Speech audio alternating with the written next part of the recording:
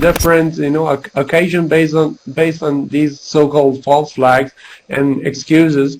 But I think that it doesn't care if the people would believe it or not. I mean, even if all the people in the world say that, okay, USA is actually saying some lies and lying about this thing, USA will start the war whether it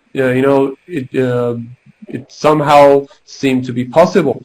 For example, for Syria, for Iraq was somehow, it was somehow believed by people, but in Syria and also in different occasions concerning different countries, and now concerning Iran, although so many people would say that the United States is lying, but I think that the United States is just doing that regardless of the opinion of other people. So what is your take about this?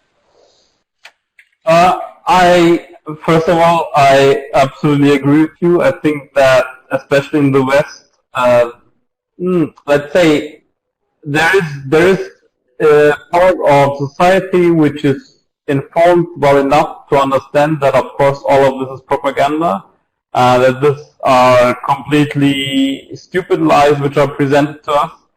But I think it is also true that, yes, the US will do whatever it wants, despite if people will be against it. I think the only thing which really could help something to stop it would be like mass protests in the streets. I think that, for example, the mass protests against the war in Vietnam were helping not only like the Viet Cong to defend their country because they saw, there's resistance also in the US against this war, but also because more and more people were woken up and so on. But I think that the control situation of the media even worsened. I think that Western societies went more and more into a deeper dictatorship, I think I would call it like that. I think that we are seeing right now, especially in the West, especially in countries like Germany, that there is no opposition. That there's less and less opposition allowed, that there's less and less free speech allowed, that there's less and less any, let's say, opposite position which is publicly visible allowed to be spread anywhere. I mean, people are even talking about restricting freedom of speech on the internet even more. So I think that these are major problems. And even, there are so many obstacles. It starts where we could spread the truth. It continues, how can we, even if we spread the truth? We have now, so let's say we have some media platforms. There is Press TV, there is Russia Today, also in Germany right now, for example. It's very small, but it exists. But none of these medias could reach as many people as, like, German First Television Channel. We are paying, for example, right now in Germany, every month around 20 euros, something like that.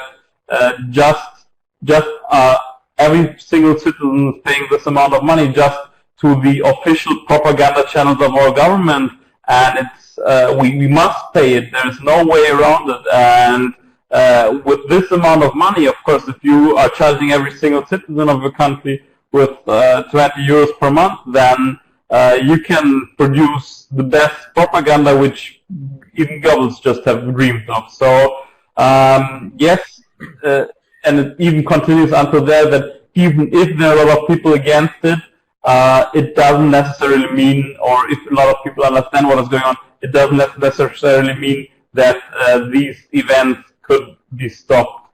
Nevertheless, I think it's important trying to inform people about the truth and trying to do something about it, even staging protests and so on. But I think that in the past years, the situation really worsened in the West, and what we're seeing now is really small steps towards some kind of bigger dictatorship, which will probably happen in future. Now, especially in the European Union, the imperial centers, especially Germany, are trying to hold to gather the European Union with any possible means. And if this means, I mean, even look at France. I mean, people are going to the streets in thousands against this government, and until right now, there's nothing happening. People are just getting shot on the streets. People are losing their eyesight and so on. It's a horrible situation, and it just continues. And currently, I think that the situation is pretty much dramatic, and we don't actually know how to handle the situation and to actually change something. Well, actually, you can say that from now if you don't mind. But I would like also to focus on this question that I asked, basically about Iran. Focus on Iran, because I think if United States wants to attack Iran, it wouldn't care if the oil tanker attacks are somehow gonna fool people. It will attack anywhere it wants without even having exception of other people. So what is your opinion about this? And also, you can actually add the other points that you mentioned, if you don't mind. Okay. I think you're totally correct. If U.S. wants to attack, it's going to attack. Why? Because everybody else in the world is financing these things, financing not only the debt, but everything that we do. That's why when Mike Pompeo goes in front of the cameras at the State Department, he has this attitude of total arrogance, because the petrodollar system cannot be challenged. Let's face it. U.S. is too big to fail, right?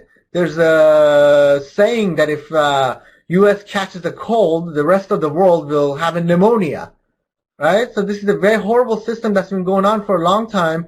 We just print the dollar bills, and because there's a demand for it, people have to buy it, and this thing is going to go on and on, except that the rest of the world is aware and alert and awake now to the sham that this system has been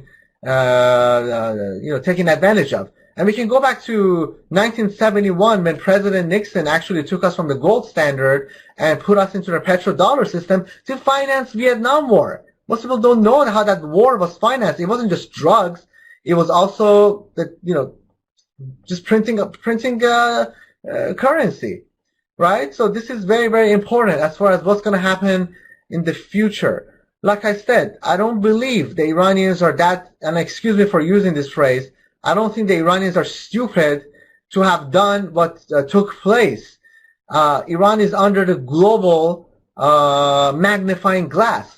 And for Iran to do this at a time when the Japanese prime minister is there against two ships that are transporting oil to Japan is nonsensical.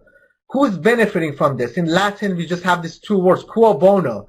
Who benefited from this? Saudi Arabia did, UAE did, right? The narrative of the UAE is, look, we are not going to rely on the Strait of Hormuz to transport our oil. That's why we have this pipeline that goes to the port of Fujairah and in the Gulf of Oman, and from there it goes to the rest of the world. So therefore, Iranians did this in order to send a signal that even if you transfer your oil, UAE, to your pipeline, we can still get you. That is their bogus argument. But this doesn't hold water. There is actually no evidence to prove this. In spite of what Mr. Pompeo said at the State Department, that they have footage of IRGC fast boats taking the evidence away alongside this Japanese oil tanker. So there's a lot of wrong conjecture, and basically we can lie for so much. The rest of the world, anyway, and that's why the Europeans are actually, we heard this, that the U.S. version, blaming Iran for oil tankers is now openly being challenged by Washington's European allies, which are really not allies, they're vassal states to Washington. And we certainly hope that these countries would develop a testicular fortitude to stand up to Washington and get closer to the East, become part of the Eurasian Confederation, which is shifting and shaping right now. And Germany has expressed some interest in this, even though they don't want to leave the transatlantic alliance and the NATO arrangement.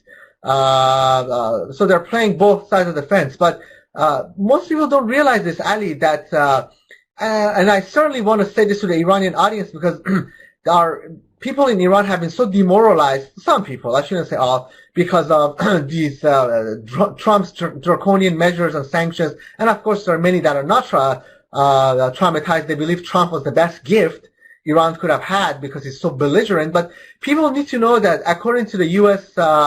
EIA, Energy Information Administration, which is the definitive and scientific and academic voice when it comes to numbers, Iran actually has the number 4 proven the oil reserve, is the oil reserve nation in the world after Venezuela, Saudi Arabia, and Canada. It has these reserves, according to US EIA, are around 160 million cubic barrels.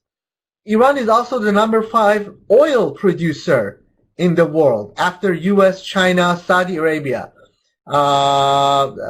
And almost with almost 4 million barrels per day of exports. Now it's producing around 2.5 million, and according to Trump's bluff, it's going to go to 0. But this is not going to happen whatsoever.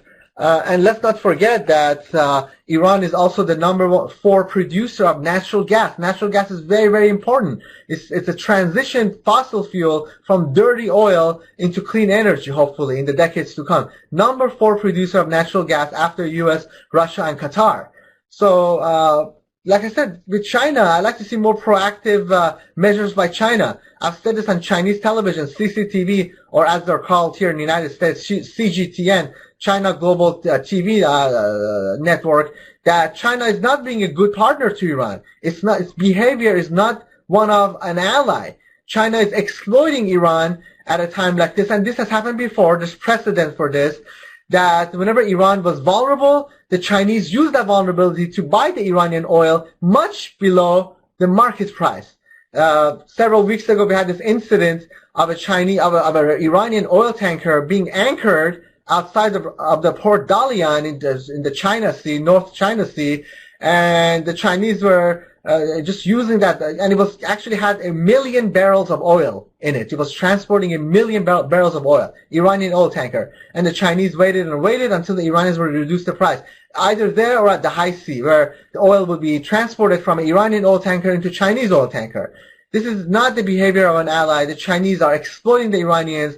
Iran, in my opinion, can somewhat rely on Russia, but not China. But we have seen the exact, the opposite. Iranian defense doctrine has moved to a Chinese model from a Russian model. If the price of oil goes up, unfortunately, the oil exporting nations are going to benefit, such as Russia and the U.S. It will be more beneficial for U.S. producers to extract that oil in states like North Dakota, Nebraska, places like that, because the price would be higher and it would be economically efficient for them. They use the fracking technology, which is, by the way, very environmentally unfriendly and very, very controversial.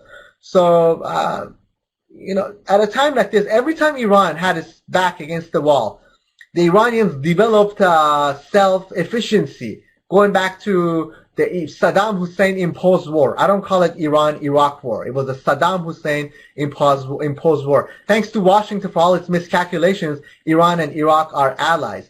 By the way, this is a very important detail.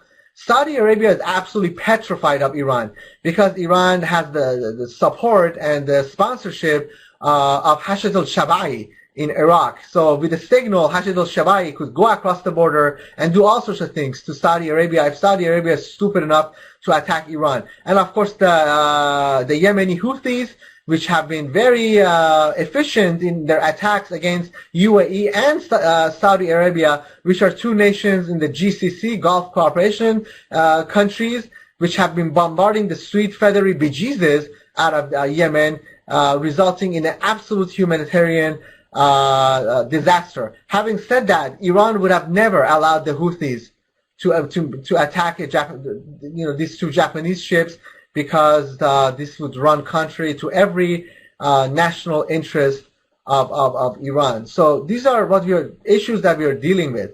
Interestingly, Trump, because he has been a chaos president, because of all the trade wars against Mexico, against EU, and certainly against China, would quite possibly give China an incentive to stand up to Washington when it comes to Persian Gulf, and indeed when it comes to Iran. So we have that geopolitical side issue, partnership by unintended consequences is what we call it.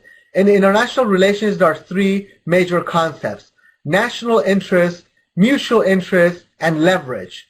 So I'm hoping our Chinese colleagues would use their leverage to stand up to the United States. And actually, if there's a war that breaks up in the Persian Gulf, which I doubt it would ever happen, China will be suffering the most, because China is exporting majority of that oil that comes out of the Strait of Hormuz. So the Chinese are never going to let a war happen. They are never going to pay up to $200 a barrel for oil. And contrary to all the sable rattling of Washington, Israel, Saudi Arabia, and UAE, I believe, it's my academic estimate that the Chinese will never allow this to happen, but they're going to wait and wait and wait until it becomes, the situation gets really worse, and then they're going to enter the arena, which in and out of itself is geopolitical cowardice, if you ask me.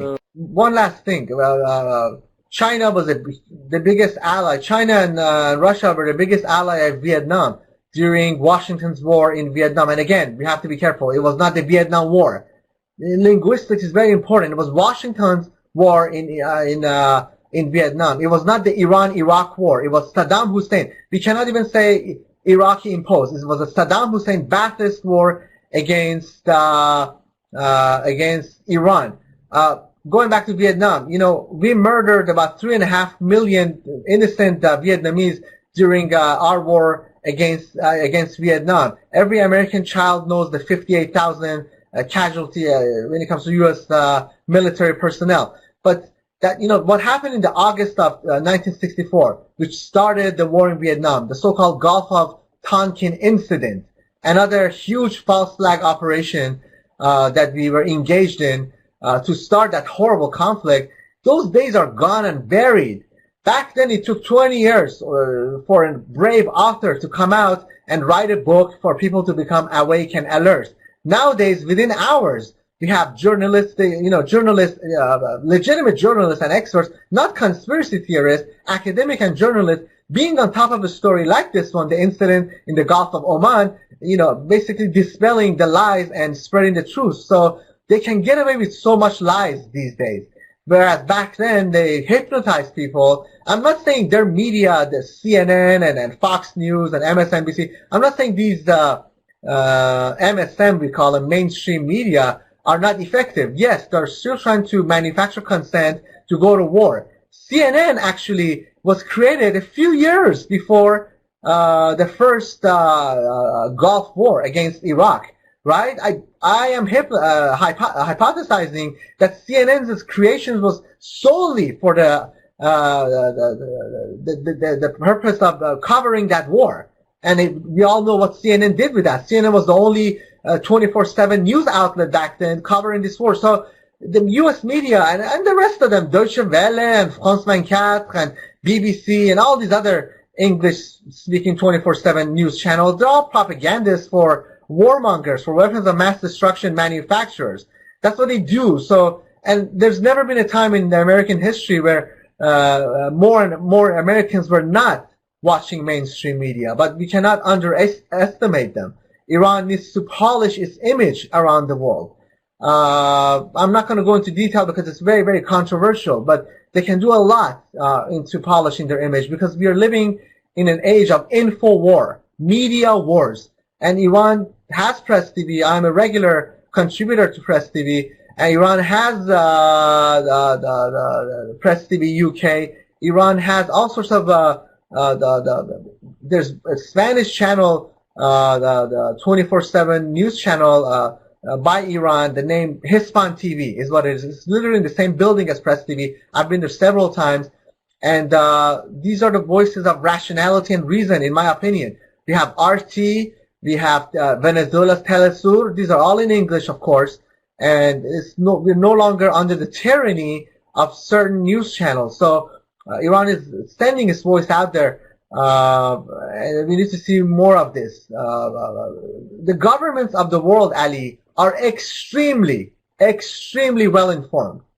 So it's the battle, it's a psychological warfare, it's a psychological battle over the hearts and minds of the viewers. That's where we are at. We cannot fool governments. They know exactly what's happening. With this thing in Oman, they know exactly what's happening. It's just that, is it into their advantage to go to war, regardless of the lies? Your other guest mentioned, is it their advantage to sell more weapons to Saudi Arabia? Yes, it is. Is it their do they have any leverage? Will the war in Yemen end?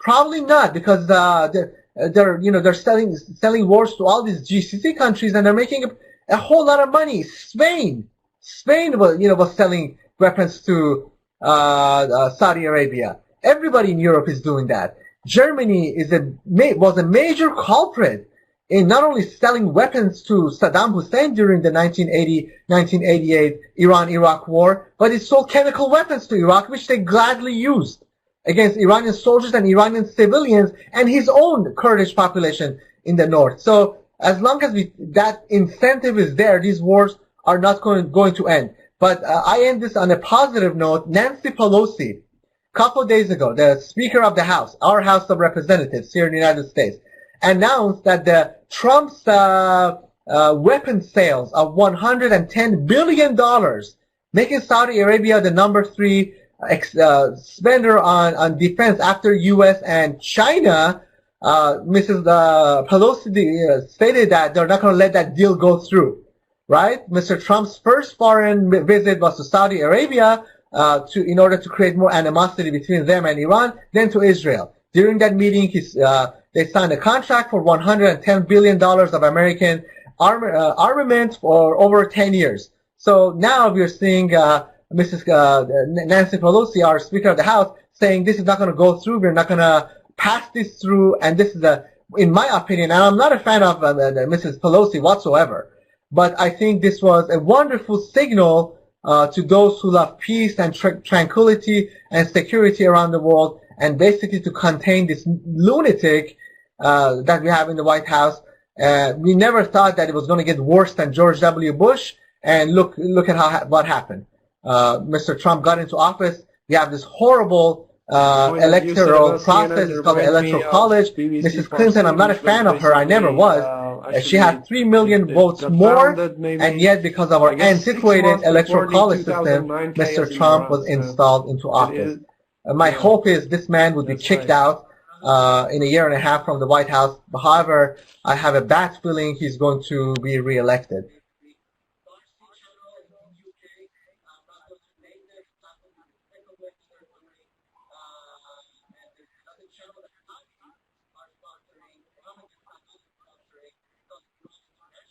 Yeah. That's right. The 2009. Absolutely. They're another voice of propaganda and lies and deception next to another 24 hours, 7 days a week Farsi channel in UK. I'm not going to name them. It's absolutely despicable what they're doing. And there's another channel that Saudis are sponsoring. Mohammed bin Salman is sponsoring. It's called the Iran International, 24/7 news, I believe in Persian. Complete lies, complete fabrications. I mean, they're getting money from Saudis. How much of a traitor can you be to your country if you get money from Saudi Arabia to spread lies? Those so-called journalists over there, Ali, they should find the nearest cliff and jump off of it. History will judge them as the biggest traitors. And it's interesting to me, these Iranian monarchists, they're up to now, they have been so anti-Saudi, they're racist against the Arabs, but then money starts to flow in, suddenly they're extending their hand begging for Saudi money. There's an estimate that their so-called crown prince, a despicable character, Reza Pahlavi, received $300 million from the personage of Mohammed bin Salman. He should shoot himself in the head for being such a traitor to the Iranian people. They always like to single out Islamic Republic. The correct phrase is Islamic Republic of Iran, and these people are traitors, and if there's any honorable thing they could do is shoot themselves in the head instead of having this lust to take the country back to the pre-1979 days. But something that I heard from an Iranian teacher whom I